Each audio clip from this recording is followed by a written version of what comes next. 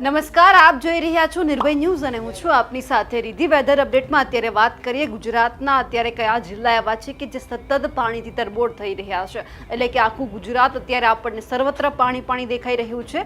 જ્યાં અત્યાર સુધી ખેડૂતો એવું કહી રહ્યા હતા કે અમારા બનાસકાંઠાની અંદર વરસાદ નથી, એ જગ્યા ઉપર પણ અત્યારે વરસાદ વરસી રહ્યો છે. ઘણા બધા વિસ્તાર એવા છે કે જે પાણી જ પાણી આપણને અત્યારે દેખાઈ રહ્યું છે, જે નદી નાળા છે તે છલકાઈ રહ્યા છે. પરંતુ ખાસ કરીને ગુજરાતની અંદર અત્યારે 3 સિસ્ટમ છે તે એક સાથે સક્રિય થાય છે. એક તો રાજસ્થાનના જે દક્ષિણ ભાગ છે ત્યાં જે સાયક્લોનિક સર્ક્યુલેશન છે તે એકદમ ધીમે ધીમે નબળું પડી રહ્યું છે.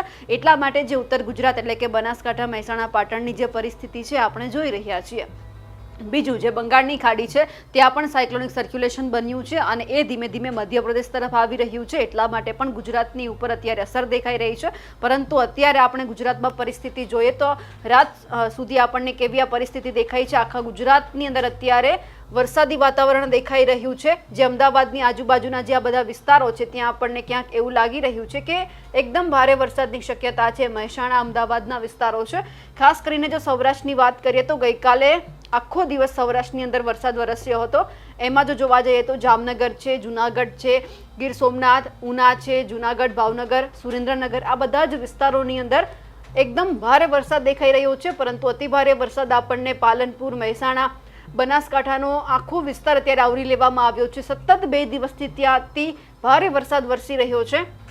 આ પરિસ્થિતિ એટલા માટે નિર્માણ પામી છે કારણ કે જે રીતે જો આપણે રાજસ્થાનનો જે દક્ષિણનો ભાગ છે, અહીંયા જે રાજસ્થાન આપણે પૂરું થઈ રહ્યું છે, આ દક્ષિણનો ભાગ છે ત્યાં આપણને અત્યારે જે સિસ્ટમ છે એકદમ પવનો, આ બધી બાજુથી જે આપણને પવનો દેખાઈ રહ્યા છે, આ એ પવનો જે અહીંયા સિસ્ટમ છે તે સક્રિય થઈ હતી એ ધીમે ધીમે નબળી પડી. એટલે જેટલા પણ વાદળો હતા એ બધા જ જે વાદળો છે એ ધીમે ધીમે અહીંયા આવવા લાગ્યા. આ જે બધા વાદળો અત્યારે ભેગા થઈ રહ્યા છે. ખાસ કરીને જે જોધપુરના વિસ્તારોમાં પણ વરસાદ હતો, પરંતુ અત્યારે જે પવનો છે એ જે ગ્વાલિયર છે, અલ્હાબાદ છે, એ બાજુ બધા થઈ રહ્યા છે.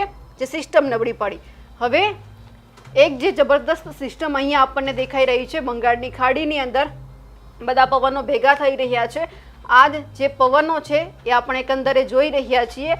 ધીમે ધીમે જે મધ્યપ્રદેશનો ભાગ છે ત્યાં આવી રહ્યા છે. બાકી અરબ સાગરની અંદરથી પવનો આવી રહ્યા છે. આ બધા વરસાદના જે પવનો છે તે અહીંયા ભેગા થઈ રહ્યા છે. એટલા માટે ગુજરાતની પરિસ્થિતિ અત્યારે વધારે એકદમ ખરાબ દેખાઈ રહી છે. એટલા માટે કે અત્યંત ભારે વરસાદ વરસી રહ્યો છે. ઘણા બધા વિસ્તાર એવા છે કે જ્યાં અતિ ભારે વરસાદની સંભાવના છે. 5-6 વાગ્યાની પરિસ્થિતિ આપણે જોઈ કે ત્યાં વરસાદી વાતાવરણ એટલું છે. રાતના સમય દરમિયાન એકદમ આપણને ઓછો વરસાદ દેખાઈ રહ્યો છે. પણ ખાસ કરીને 6-7 વાગ્યાની જો આપણે પરિસ્થિતિની વાત કરીએ તો બનાસકાંઠાની અંદર તો આપણને અતિ ભારે વરસાદ દેખાઈ રહ્યો છે. પણ સૌરાષ્ટ્રમાં વરસાદ છે એકંદરે ઓછો વરસાદ છે. કચ્છની જો વાત કરીએ તો ખાવડા, ગાંધીધામ, નલિયા, આ બાજુના વિસ્તારોની અંદર પણ આપણને એકદમ ભારે વરસાદ દેખાઈ રહ્યો છે. પરંતુ અડધા જ વિસ્તારોની અંદર, નલિયા બાજુના ભાગમાં કે વરસાદ નથી. આ પરિસ્થિતિ આપણે 6 વાગ્યાની જોઈ રહ્યા છીએ. હવે જે રીતે સિસ્ટમ અત્યારે ધીમે ધીમે બની રહી છે જે બંગાળની ખાડીની અંદર, એ ક્યાં ગુજરાતની અસર કરવાની છે, પણ હજુ પણ આવનાર સમયમાં કેવો વરસાદ પડવાનો છે. ખાસ કરીને આપણે જોયું હતું કે હવામાન નિષ્ણાંતો છે એવું કહી રહ્યા હતા કે લગભગ 4 કે 5 દિવસ કે 4 કે 5 તારીખે જે વરાપ નીકળવાની છે, પણ એ દરમિયાન એમણે એક નવી સિસ્ટમ જોઈ એટલે 3 તારીખથી નવા વરસાદના રાઉન્ડની શક્યતા વ્યક્ત કરી અને એ જ મુજબ વરસાદ પડી રહ્યો છે. હજુ પણ આગામી કેટલા દિવસ વરસાદ પડવાનો છે અને કેવો વરસાદ રહેવાનો છે એ સાંભળીએ હવામાન નિષ્ણાંત પરેશ ગોસ્વામી પાસેથી. ખાસ કરીને અત્યારે જે વરસાદનો રાઉન્ડ ચાલુ થયો છે, આ રાઉન્ડ વિશેની વાત કરવાની છે. આવનારા દિવસમાં કયા વિસ્તારમાં કેટલો વરસાદ પડશે, કઈ તારીખ સુધી આ વરસાદ ચાલુ રહેવાનો છે તે વિશેની સંપૂર્ણ માહિતી આપું. સૌપ્રથમ તો હું આપને એ જણાવી દઉં કે આપણે છેલ્લા થોડાક દિવસથી એક આગાહી કરતા હતા કે 4-5 તારીખથી એક વરસાદનો રાઉન્ડ ચાલુ થશે જે 10-11 તારીખ સુધી ચાલશે. એ મુજબ જ આજે 3 તારીખથી વરસાદનો રાઉન્ડ ચાલુ થઈ ગયો છે. જે આપણું 4-5 તારીખનું જે અનુમાન હતું એ 24 કલાક વહેલું આ એક વરસાદનો રાઉન્ડ આજથી ચાલુ થઈ ગયો છે. આજે 3 જુલાઈના રોજ રાજ્યના અનેક વિસ્તારોની અંદર સારા વરસાદ છે, જેમાં દક્ષિણ ગુજરાત, સૌરાષ્ટ્ર, ઉત્તર ગુજરાત ને બીજા પણ ઘણા બધા વિસ્તારો એવા છે કે આજની તારીખે ગુજરાતના લગભગ 35 થી 40% વિસ્તારોની અંદર સારા વરસાદો નોંધાયા છે અને આજથી આ વરસાદની વિધિવત રીતે એક નવા રાઉન્ડની શરૂઆત થઈ છે. હવે અત્યારે જે રાઉન્ડ છે એનું મેઇન કારણ છે, આમ તો રાજસ્થાનના દક્ષિણ પૂર્વ ભાગો ઉપર એક જે સાયક્લોનિક સર્ક્યુલેશન હતું એ સતત નબળું પડી રહ્યું હતું. ગઈકાલે પણ મેં આપને જણાવ્યું હતું કે એ સાયક્લોનિક સર્ક્યુલેશન અમુક વાદળ છે એ ગુજરાત ઉપર આવી રહ્યા છે. આજે વહેલી સવાર આજે 3 તારીખે એ સાયક્લોનિક સર્ક્યુલેશનના તમામ પાર્ટ છે એ ઉત્તર ગુજરાત ઉપર આવી ગયા, જેને કારણે આજે ઉત્તર ગુજરાતમાં પણ સારા એવા વરસાદો નોંધાયા. જોકે એ સાયક્લોનિક સર્ક્યુલેશન સતત નબળું પડી રહ્યું છે, પણ બંગાળની ખાડીનું એક સાયક્લોનિક સર્ક્યુલેશન છે જે અત્યારે મધ્યપ્રદેશ સુધી પહોંચી ગયું છે, અને એ બંગાળની ખાડીનું સાયક્લોનિક સર્ક્યુલેશન અને ગુજરાત ઉપર જે આ રાજસ્થાન ઉપરથી આવેલી અસ્થિરતા, આ બંને વચ્ચે એક બહોળું સર્ક્યુલેશન બન્યું છે, એક ટ્રફ રચાયો છે, અને આ પરિસ્થિતિને કારણે ગુજરાતની અંદર આજથી વરસાદની શરૂઆત થઈ ગઈ છે. હવે જેમ જેમ સમય આગળ નીકળતો જશે મધ્યપ્રદેશ વાળું સાયક્લોનિક સર્ક્યુલેશન છે હવે ધીમે ધીમે ગુજરાત તરફ આગળ વધશે ને એ ગુજરાતમાં આવે એટલે અત્યારે જે એક રાજસ્થાન ઉપરથી આવેલી અસ્થિરતા છે એ મધ્યપ્રદેશ વાળા સાયક્લોનિક સર્ક્યુલેશનમાં મર્જ થશે, એટલે મધ્યપ્રદેશ ઉપરથી જે સાયક્લોનિક સર્ક્યુલેશન આવશે તે થોડુંક વધારે મજબૂત થશે અને ગુજરાતની અંદર 10-11 તારીખ સુધી અલગ અલગ વિસ્તારમાં સારા એવા વરસાદની શક્યતાઓ છે, જેમાં ખાસ કરીને એવરેજ ઓલ ઓવર ગુજરાતની અંદર વરસાદ છે 5 થી 7 ઇંચ સુધી હજુ પણ પડી શકે છે, અને આઇસોલેટેડ વિસ્તાર હશે એટલે કે 2-5% વિસ્તાર એવા હશે કે જ્યાં 7 ઇંચ કરતા પણ વધારે વરસાદ નોંધાઈ શકે છે.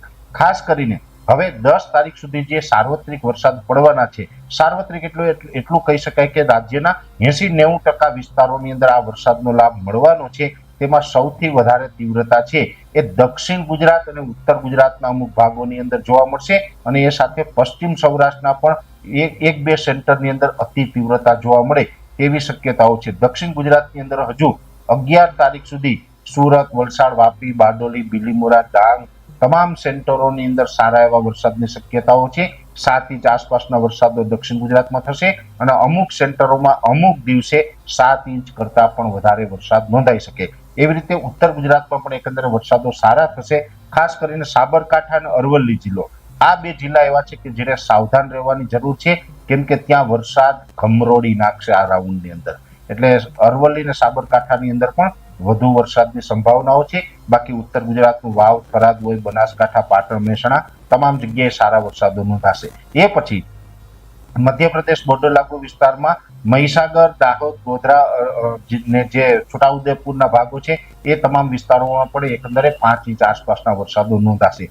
કચ્છ જિલ્લાની અંદર ઘણા બધા વિસ્તારો હજી વાવણીથી વંચિત છે, ત્યાં વરસાદ નથી, એને પણ 5 થી 10 જુલાઈમાં સારો એવો વરસાદનો લાભ મળશે. મધ્ય ગુજરાતમાં પણ સારો એવો વરસાદ હશે. પશ્ચિમ સૌરાષ્ટ્રમાં થોડુંક તીવ્રતા વધારે રહેશે. બાકી સૌરાષ્ટ્રમાં પણ એકંદરે મોરબી, સુરેન્દ્રનગર હોય અથવા તો રાજકોટ, બોટાદ, ભાવનગર, અમરેલી, ગીર સોમનાથ, જુનાગઢ તમામ વિસ્તારોની અંદર સારા વરસાદોની શક્યતાઓ છે. એટલે ઓલ ઓવર 90% સુધીના વિસ્તારોની અંદર સારા વરસાદ થશે, જેમાં એવરેજ 5 થી લઈને 7 ઇંચ સુધીના વરસાદો નોંધાશે, અને અમુક વિસ્તારમાં જે વધારે આગાહી છે તેમાં 7 ઇંચ કરતા વધારે, એટલે ખાસ કરીને દક્ષિણ ગુજરાતના ઘણા બધા ભાગોમાં 7 ઇંચ કરતા વધારે પડશે, અને ઉત્તર ગુજરાતના પણ સાબરકાંઠા, અરવલ્લી જેવા ભાગોમાં 10 ઇંચ આસપાસના વરસાદો પડી શકે છે. એટલે વરસાદ છે તીવ્રતા વધવાની છે. જેમ જેમ સમય થશે એમ તીવ્રતા વધતી જશે. આજે હજુ પહેલો દિવસ છે, આજે 3 તારીખે આ વરસાદની શરૂઆત થઈ છે. 4 તારીખ, 5 તારીખ, જોકે આમાં બની શકે કે આ વરસાદનો રાઉન્ડ છે એ 11 તારીખ સુધી ચાલવાનો છે. 10-11 તારીખ સુધી આ વરસાદનો રાઉન્ડ ચાલે તો વચ્ચે વચ્ચે કોઈ દિવસ એવો આવે કે એ દિવસે બિલકુલ વરસાદ ન હોય, એટલે આપણે એવું લાગે કે ગઈકાલે વરસાદ હતો, આજે તો એકદમ વાતાવરણ ખુલ્લું થઈ ગયું છે, પણ એક દિવસ પાછો રોકાય, ફરીથી પાછો બીજા દિવસે વરસાદ આવી પણ જાય. એટલે વચ્ચે એકાદ દિવસ ગેપ આવે, 1-2 દિવસ વરસાદ આવે, વચ્ચે 1 દિવસ ગેપ આવે, એવી રીતે આ વરસાદ છે એ કન્ટિન્યુ ચાલુ રહેવાનો છે. અને આ વરસાદનો રાઉન્ડ છે એ કાયદેસર અમુક વિસ્તારને ગમરોળી નાખશે. તમે જે આપણે અતિ ભારે વરસાદની આગાહી કરેલ છે એ વિસ્તારના લોકોએ સાવધાન રહેવું, સાવચેત રહેવું, કેમ કે આમાં અનેક જગ્યાએ અતિ ભારે વરસાદ પડવાની શક્યતાઓ છે, અને 5 થી 10 જુલાઈમાં રાજ્યના ઘણા વિસ્તારોને વરસાદ ગમરોળી નાખશે. એટલે આ પ્રકારના વરસાદની જે આપણે ઘણા સમયથી આગાહી કરતા હતા એ વરસાદ છે આજથી ચાલુ થઈ ગયો છે. જે મિત્રોને વરસાદની ઘટ હતી અથવા તો એવું વિચારતા હતા કે હવે આપણે ક્યારે વાવણી થશે, બધા વિસ્તારોમાં વરસાદ થયો પણ આપણે બાકાત રહી ગયા, એ મિત્રોએ હવે ચિંતા કરવાની જરૂર નથી. તમામ વિસ્તારોને હવે સારો વરસાદ થઈ જશે. અને જે મિત્રો વરાપની રાહ જોઈ રહ્યા હતા એ મિત્રોને હજુ કહું છું કે આપણે થોડીક રાહ જોવી પડશે, કેમ કે સ્વાભાવિક રીતે ચોમાસું છે, અને એમાં પણ જુલાઈ મહિનો એટલે વધારે વરસાદનો ગણવામાં આવે. અષાઢ મહિનો ચાલુ છે, તો અષાઢ મહિનાની અંદર તો આ જ પ્રકારના વરસાદો હોય, એટલે હમણાં વરાપ માટે થોડીક આપણે રાહ જોવી પડશે. હમણાં આપણે વરાપ મળે તેવી શક્યતાઓ દેખાતી નથી. સ્વાભાવિક રીતે આપણે ખેડૂત તરીકે બધાને ખબર હશે કે અત્યારે દવા છાંટવાનું, હાથી હાંકવાનું, નેદવાનું ઘણા બધા કામો છે અત્યારે આપણે અટકેલા છે આ વરસાદને કારણે. પણ હવે આ વરાપ માટે આપણે 10-11 તારીખ પછીથી જ આપણે આશા રાખવાની છે. ત્યાં સુધી આપણે વરાપની આશા નથી રાખવાની અને રાજ્યની અંદર 10-11 તારીખ સુધી આ વરસાદો કન્ટિન્યુ જોવા મળશે. અત્યારે જે આ બે સિસ્ટમ છે એમાં એક છે ઉત્તર ગુજરાત ઉપર છે, એક છે મધ્યપ્રદેશ ઉપર છે. આ બંને સિસ્ટમની અસરને કારણે જે વરસાદ પડવાના છે આજની તારીખે મેં આપને સંપૂર્ણ 11 તારીખ સુધીનું એક અવલોકન આપી દીધું. જેમ જેમ એ સિસ્ટમ આગળ વધતી જશે ને વરસાદની અંદર જે પરિસ્થિતિનું નિર્માણ થશે તમામ માહિતી છે અમે આપણા સુધી પહોંચાડતા રહેશું. ખાસ કરીને આ વરસાદનો રાઉન્ડ છે એ અત્યાર સુધીમાં જૂન મહિનાની અંદર પણ 2025ના ચોમાસામાં જે વરસાદો પડ્યા એના કરતા પણ આ વરસાદનો રાઉન્ડ છે એ અમુક વિસ્તાર માટે ભારે રહેવાનું છે, અમુક વિસ્તારને ગમરોડી રાખે એવો થવાનો છે. તમારા વિસ્તારમાં અત્યારે કેવો વરસાદ પડી રહ્યો છે કમેન્ટ કરીને ચોક્કસથી જણાવજો. સાથે જ અમારી નિર્ભય ન્યૂઝ ચેનલને લાઇક, શેર અને સબસ્ક્રાઇબ કરવાનું ભૂલશો નહીં. નમસ્કાર.